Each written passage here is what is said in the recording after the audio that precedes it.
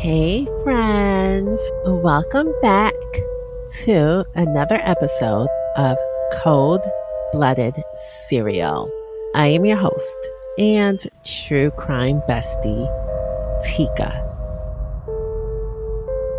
Today, we're on episode 2 of the Cyanide and Aspirin series. In the last episode, we discussed how the FBI and FDA agents have been assigned to the Excedrin tampering case that ultimately took the life of Sue Snow and Bruce Nickell. We discussed how Sue Snow's husband is acting guilty, how her twin sister and her eldest daughter are convinced that he had something to do with her untimely death. We were also introduced to Stella Nickell, whose husband died a week before Sue Snow. So let's get into it.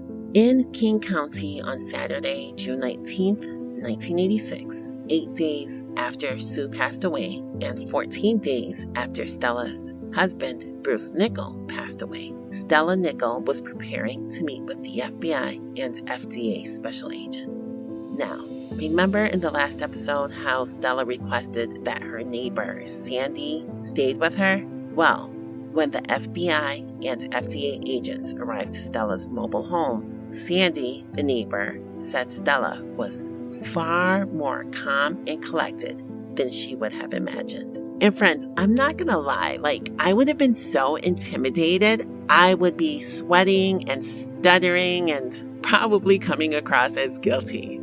So, the fact that she's so calm with the feds in her living room, it's a little weird. She said that Stella was one self-assured person.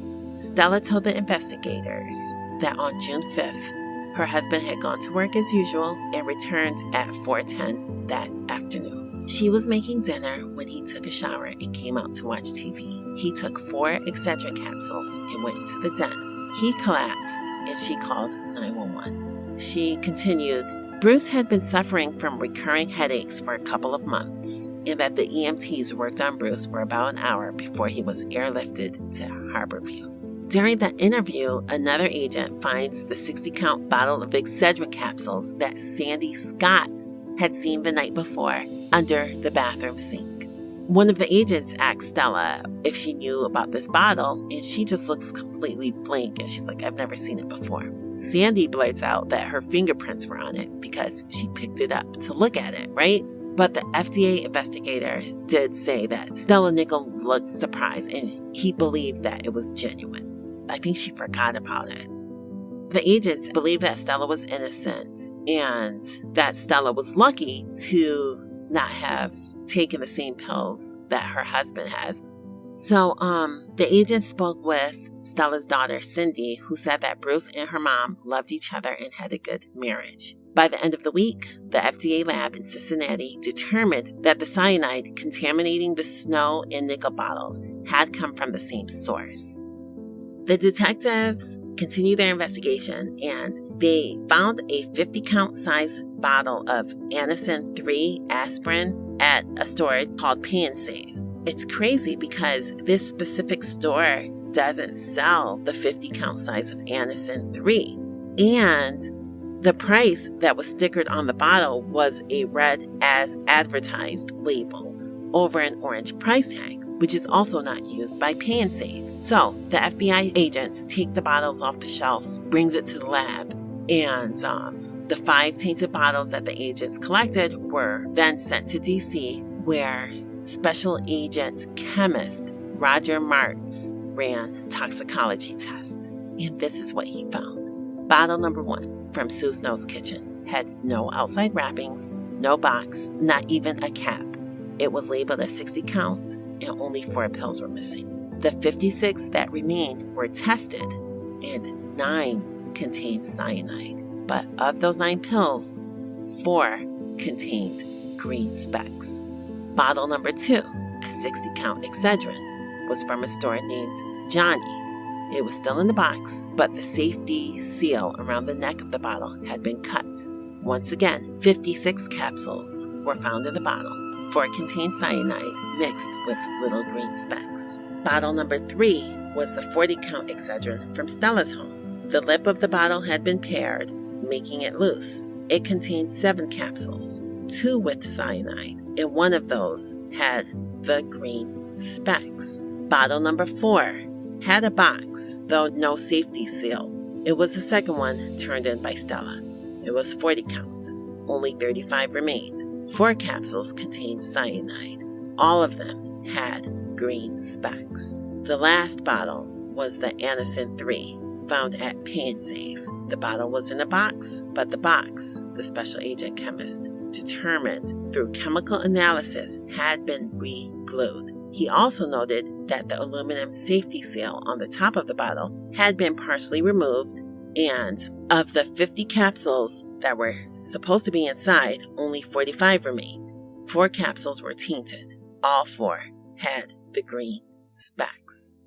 Like, what the heck is going on? So, they said that the capsules averaged 700 milligrams of cyanide, which was lethal. The green specks made it impossible to trace the manufacturer, as they contained sodium, which was the trace element in the potassium cyanide that chemist Special Agent Roger Martz needed to determine the source of manufacture. The green specks interfered with this process and made identification of the source impossible. So, while he was working on this, the other FBI agents were trying to convince Paul Webking to take a polygraph test. They told him it was so they can weed him out as a suspect, but in reality, most of them believed he was guilty and hoped that this polygraph would prove it. Special Agent Jack Cusack finally convinces Paul, and Paul comes down to the agency and he takes the test. So he asks Paul if he caused the death of his wife on June 11th, 1986. Paul says no. He says, "Did you put any cyanide in any extra strength Excedrin capsules?" Paul says no.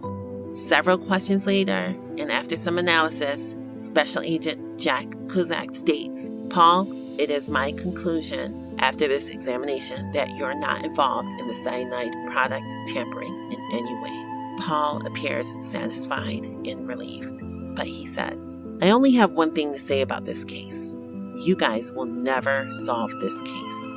Special Agent Jack Cusack wondered why he would say that, and Paul just says, "I'm just telling you, you guys just won't catch the guy who killed Sue."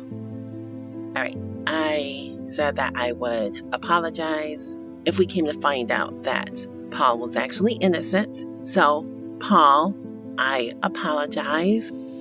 So, chemist Special Agent Roger Martz figured out that the chemicals used to kill algae made up the green specks that were found on the pills. And it comes from a product called Algae Destroyer. One of the agents that interviewed Stella Nickell says he noticed that there were a couple fish tanks. So now, let's talk about the Nickells.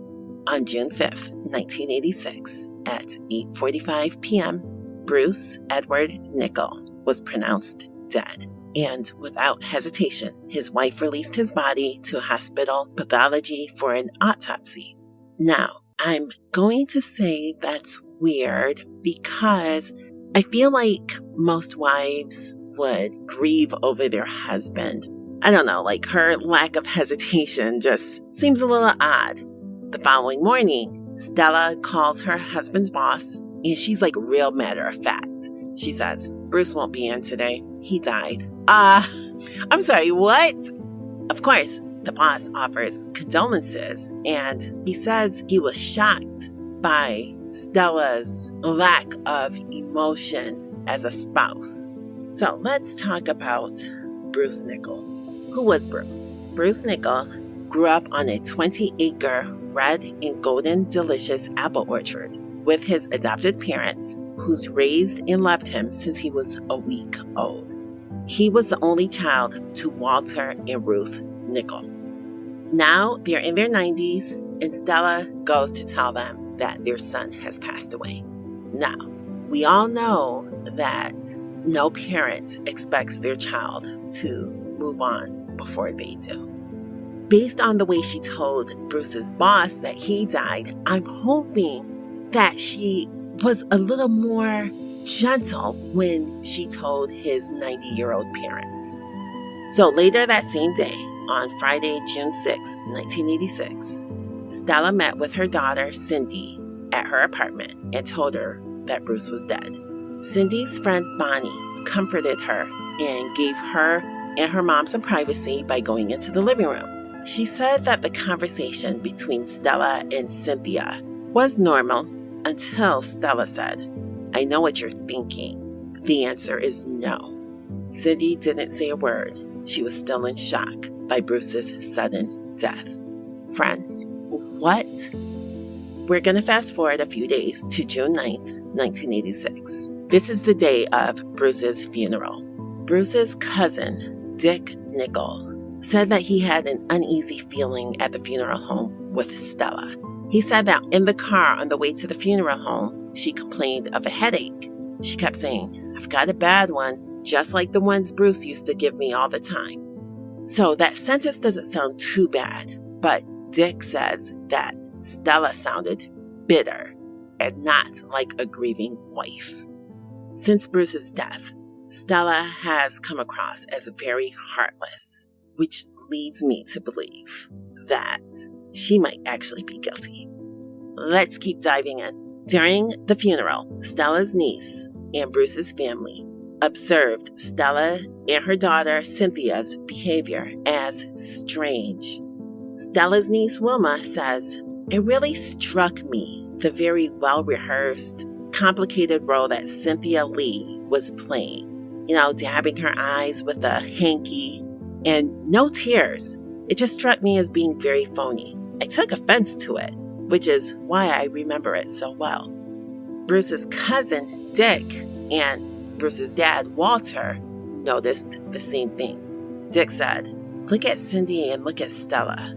Cindy's sitting there bawling her head off, just crying and crying like she can't hardly take it. And Stella's lack of emotion just seems suspicious." After the funeral was over, Stella went back home and began planning a camping trip with a friend of hers.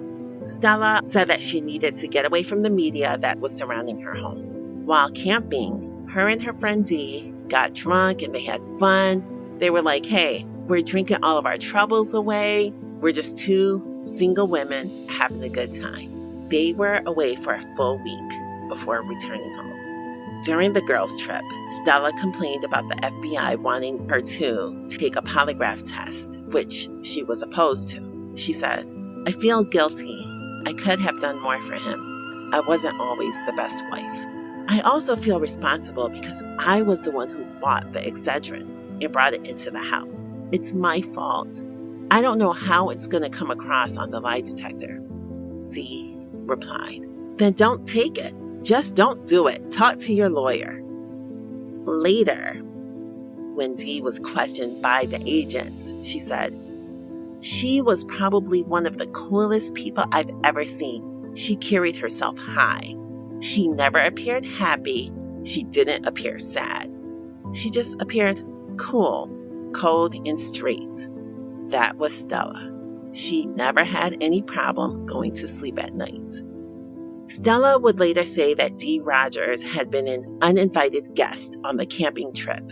Stella had only wanted to be alone to be with the memory of her late husband.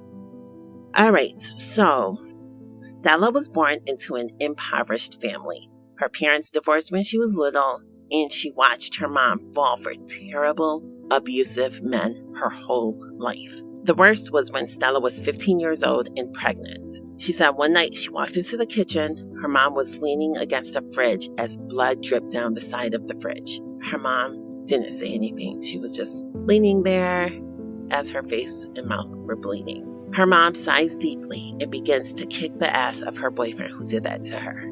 To Stella, this was normal. Her mom always fought back. Now we're going to fast forward to her 20s. So when Cindy, Stella's oldest daughter, was a little girl, she met a man named Bob Strong. He wasn't rich, but Bob was good to her. He also looked the other way when Stella cheated or committed crimes. He fell in love with her and her daughter Cindy and raised her as his own. Stella and Bob ended up having a daughter together, but Stella didn't love her as much as she did Cynthia. She said she looked too much like Bob, while Cynthia was her twin. So, During their marriage, Stella often mistreated him, cheating on him, and because he kept quiet, she stopped hiding it from him. She often got caught on their sofa and she would deny it. That reminds me of the Shaggy song from the early 2000s. It wasn't me. When the guy gets caught like on the bathroom floor cheating and he's like, no, it wasn't me. Stella is pretty much doing the same thing. Like maybe Shaggy read this story a long time ago and was like, you know what? That's going to be a hit. It wasn't me. Sorry. Let me regroup. Bob continued to love his daughters and stayed with Stella because of them. It wasn't until Stella was arrested for food stamp fraud that he realized he was too good for her. Months passed, Stella's finally released from jail, and she's like, no woman is going to steal my husband from me. And she moves in with Bob and his girlfriend, and on her first night, she sleeps with Bob. Shortly after, Bob's girlfriend, Pat, was like, hey, this bitch gotta go. And she kicked Stella out. So, after that, Bob witnessed Stella dating like a series of bad men. He said that the first was Eddie Butch Jones, who was a member of a scary biker gang who were rivals to Hell's Angels. And while Stella was dating this biker, she asked if someone in the gang could kill her ex-husband Bob and his new girlfriend Pat. Fortunately for Bob and Pat, they didn't. And they actually ended up kicking her out of the gang for being too bad. Like, imagine that. Like, this is like the toughest gang besides Hell's Angel, and you get kicked out because you're too bad of a person. Like, that says a lot. So, years later, Stella's youngest daughter, Leah Strong, recalls her memories of Stella's next boyfriend, Steve, who was worse than the bikers. Leah says, there was one time I told Mom about someone touching me, and she didn't believe me. All I remember is Steve. It was when we lived in California over on Sungrove Street. I remember telling her, and she didn't want to believe me. She thought I was lying. She just blew it off. Stella says, I don't recall her telling me. No, I also think that it's possible she remembers this happening because she probably heard Cynthia talking about it. Cynthia tried to tell me sometime later that he would not keep his hands off her. And when I asked her why she didn't tell me at the time, she said, because she didn't want to cause me any trouble. I told her, I told you from the time you were little, nothing like that causes me any trouble. You are my girls, and I will not allow anything to happen to you. Cindy stuck to her story that one of her mom's boyfriends bothered her when she was 14. She says, I was very uncomfortable with this man. I told my mom that I felt like he was making passes at me and I didn't like it. And she hauled off and she slapped me dead across the face and said that if I hadn't been asking for it, I told her if she ever hit me again, it would be the last time. And she never did strike me again after that. That was the first time I had ever really stood up to my mother. Yeah, friends, Stella's a monster. As Cindy got older, Stella began bringing her into the local bars with her. Bob found out it was like, I need to get custody of my daughters. But legally, he couldn't get custody of Cynthia. So he fought for the one that he could fight for, his biological daughter, Leah. Stella got scared at the thought of losing her youngest child. And in November 1973, she took both of her daughters and moved to the state of Washington. Once there, they moved into a one-bedroom apartment, although the girls would later say that it was more of a garage or a storage building. Yeah, friends. She is like mom of the year, right? So, Cindy is 7 years older than Leah and actually became a second mom to Leah. Leah said, my mom would come in the morning to make sure we had money for lunch. She'd make sure we had groceries, and that's about it. Years later, she said that she was still unsure if her mother ever lived with them. It seemed like she lived with some man down in a nearby trailer park. All right, let's fast forward to January 1973. This is 4 months after Bruce Nickell got married. He told his wife at the time that he changed his mind, but there was another woman that he had met who was the talk of the taverns. Her name was Stella Strong. Stella runs into Bruce Nickell and she's like, Cindy, that man is mine.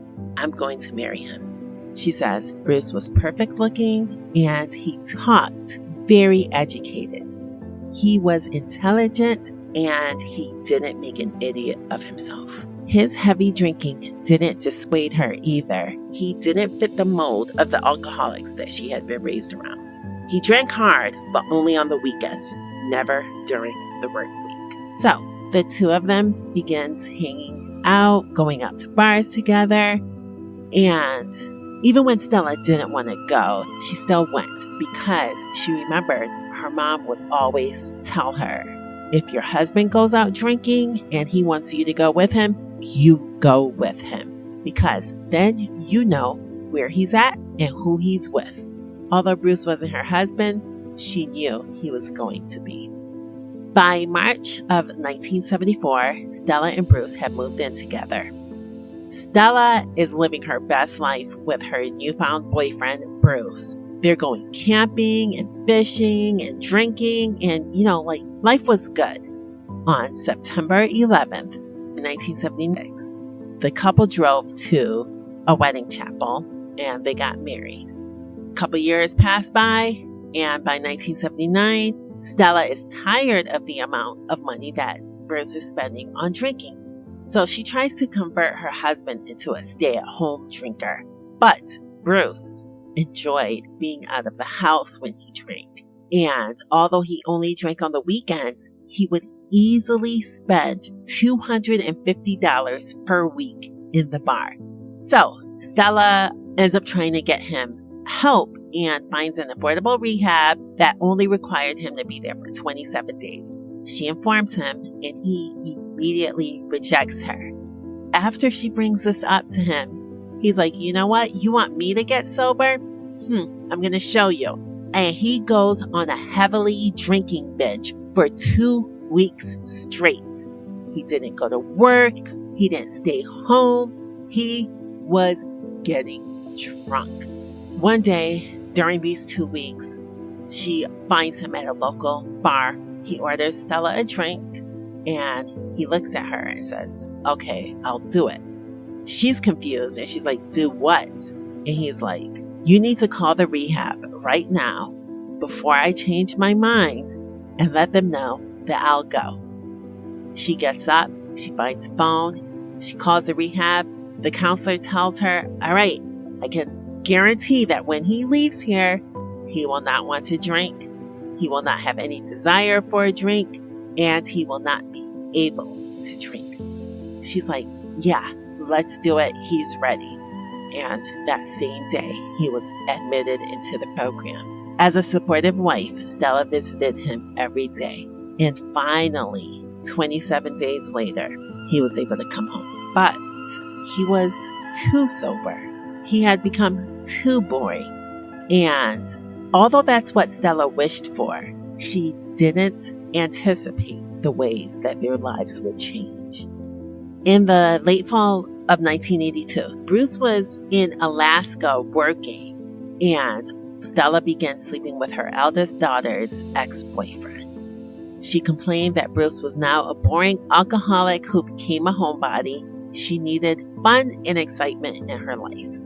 And she slowly started to pull away from Bruce. Bruce doesn't want to lose his wife, so he's like, you know what? I need to go home early. I can't finish my time here. And on November 21st, 1982, Bruce buys plane tickets and he flies back to Washington.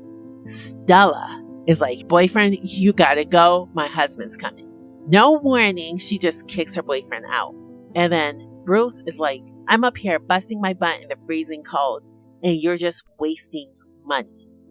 We're going to fast forward to the spring of 1985. Stella, out of the blue, asks her daughter, how much cocaine would it take to kill a person? And Cindy replies, well, I guess it depends on the weight of the person. Stella didn't mention Bruce Nickell's name, but Cindy had a feeling that Stella was talking about ending the life of Bruce Nickell. Stella constantly complained how boring a sober Bruce was and would often say, before he quit drinking, we used to go out and have fun. We used to go dancing. We used to go to bars. I'd get dressed up. Then he quit drinking and he never wants to go out anymore. We never do anything. And friends, this is where I leave you. I hope you enjoyed episode 2 of Cyanide and Aspirin. Thank you so much for listening. Please like, share, and subscribe. And I will talk to you all soon. Bye.